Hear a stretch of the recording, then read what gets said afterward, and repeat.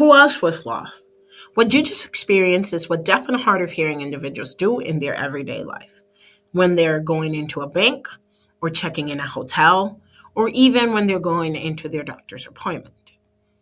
Now, if we try to communicate with a deaf and hard of hearing individual, we have only a few options available currently. One, we can write or text back and forth, which is slow and error prone. Two, we can use TTY, which is an antiquated technology. Or three, we can use interpreters, which are fantastic for accessibility, however, are cost prohibitive for certain situations. Now, an important fact that I need to emphasize about the deaf and hard of hearing community is that their first language is American Sign Language, or ASL, not English. ASL and English have two different grammatical structure. Now, why did this matter? Well, there's 50 million deaf and hard of hearing individuals in the US alone, with a $90 billion dollars of purchasing power annually that is often overlooked and underserved. And not only is this a great business opportunity, but 100% of businesses must be accessible to this population due to a variety of legislation, including the American with Disability Act. Now, that's why I'm so excited to show you what we've built here. What we offer is a flexible API that can integrate into any software, whether that's in business and in government. And what we allow is for a deaf individual to use our proprietary software to sign into any camera. We translate that into English text and voice.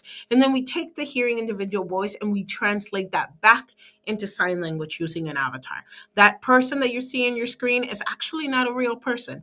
It is all AI.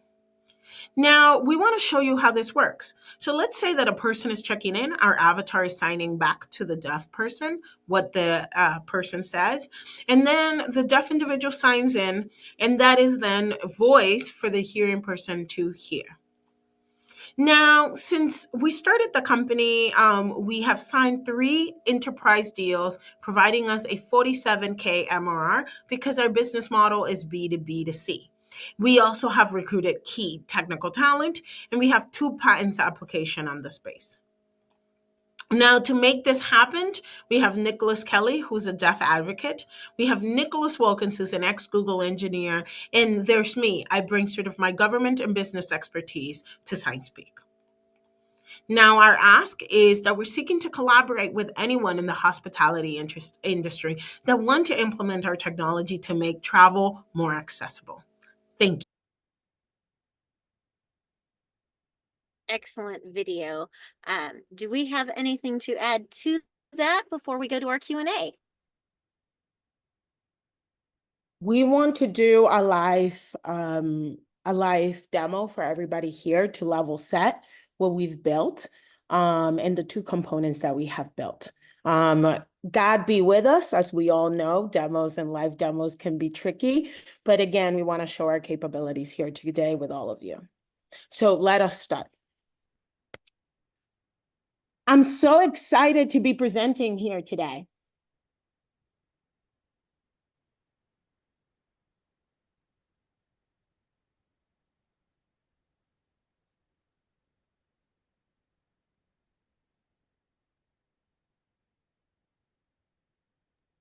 Would you like our judges to ask you questions? I'm excited to hear about the future of accessibility.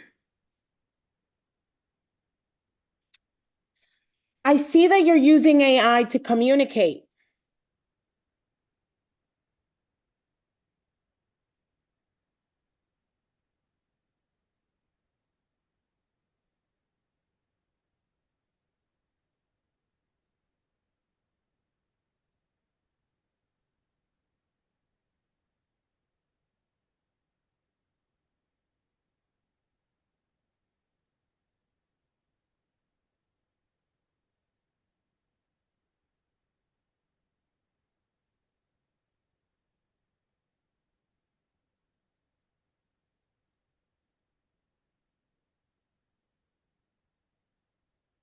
Interpreter seeking clarification.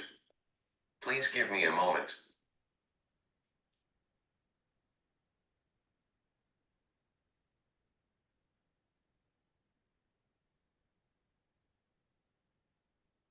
So as you can see, Nico is now can either edit or alternatively, and we did this specifically, if the AI is ever wrong, we have different optionality for the deaf consumer.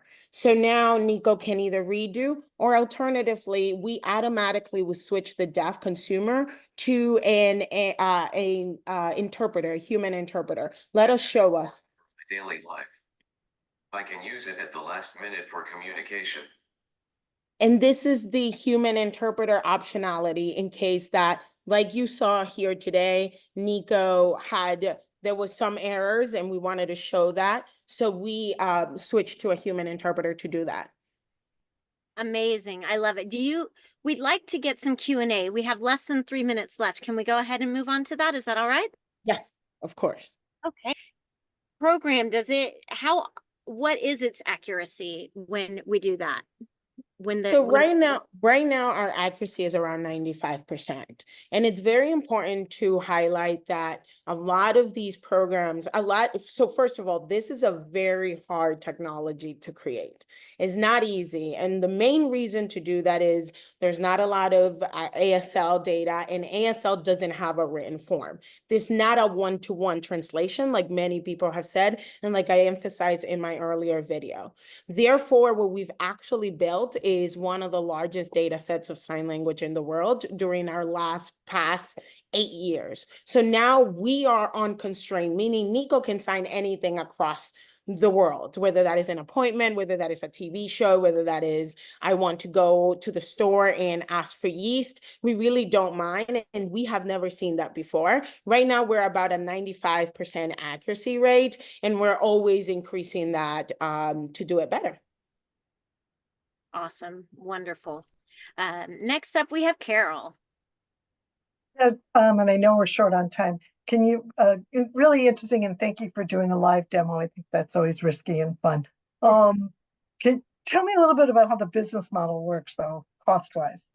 Yeah, sure. So the business model is a B2B2C. So we work with a lot of enterprises to make sure that they deliver this to the deaf community.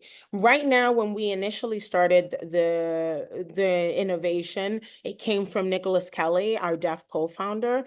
He was experiencing frustration in the real world, whether that was in interviews, whether that was like communicating with fellow classmates. And he saw that the world had voice recognition and the hearing community has voice recognition. So why can't we have that in the real world? So we started really thinking about this as a translation tool, but we've actually seen that a lot of these enterprises want to plug this into their daily products. So things like smart TVs are becoming a thing.